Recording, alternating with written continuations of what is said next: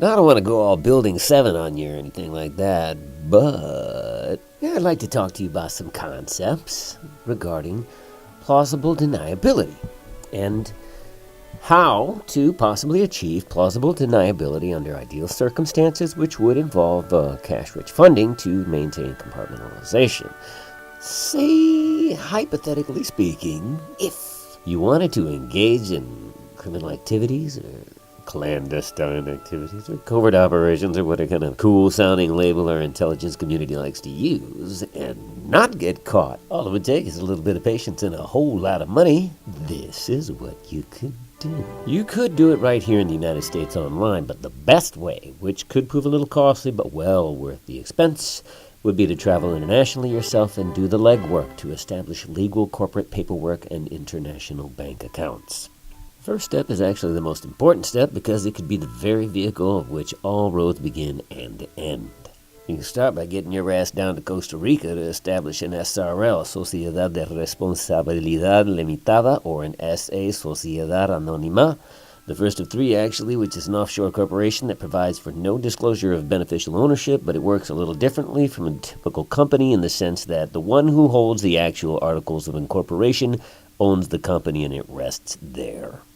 I would also establish a Costa Rican bank account to park and establish some money to be moved around later. Take that and use it to start a Nevis IBC, which you could use to establish a transit account in Dubai later on down the line. But make sure to keep a minimum amount that you would expect to be transferred on a weekly basis, and don't make any transfers for a few weeks. After that, you can transfer pretty much all of your weekly intake without them generating an SAR, Suspicious Activity Report, which could prove counterproductive to your operation. So remember that. And from there, you just form another company with your Nevis IBC in Luxembourg to obtain a Luxembourg bank check for investment capital that you would repatriate to a Delaware LLC account for, say, we'll call it ABC Capital.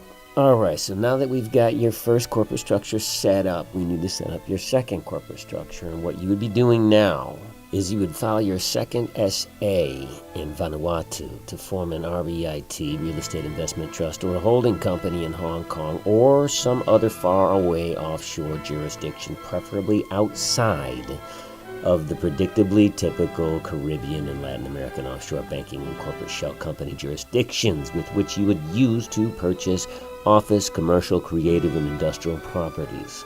The broker partner of the first corporate structure would manage the properties of the second corporate structure, and additional DBAs would be filed between both corporate structures to maintain compartmentalization. You'd form a property management company to manage the various separate commercial properties that each of the following companies would be renting, a security company to use as private security for all the properties purchased, and to oversee all operations covertly, broken down into two units, a surveillance unit and an interrogation unit.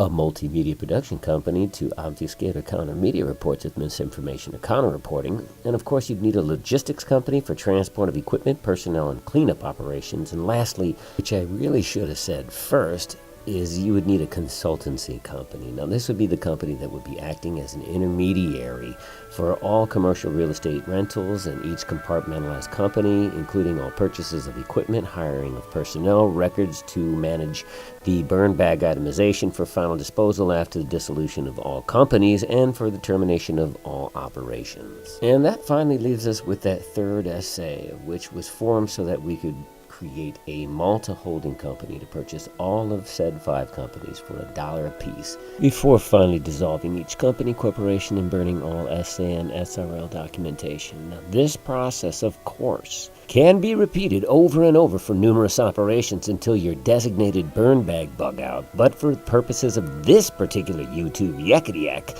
I'm taking us through the flowchart to plausible deniability in my fictional writer's universe.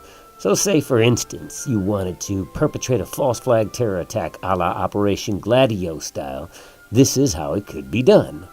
And as one fellow internet know-it-all jackass to another, I know what I'm talking about. Start with recon.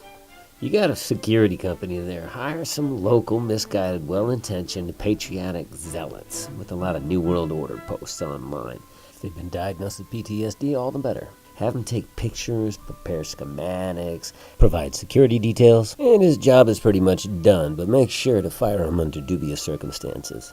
Then send in carefully selected mercenaries to do the deed while you have your media company outsource the internet trolls to, say, Belarus or Russia or someplace like that to refute anything that goes beyond the official narrative.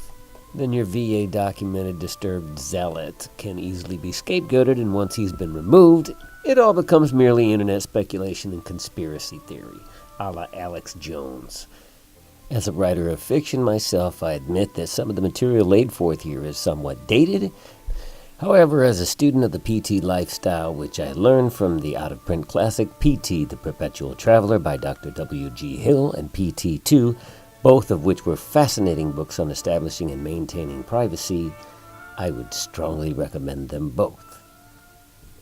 This has been Unconventional Common Sense. Be yourself.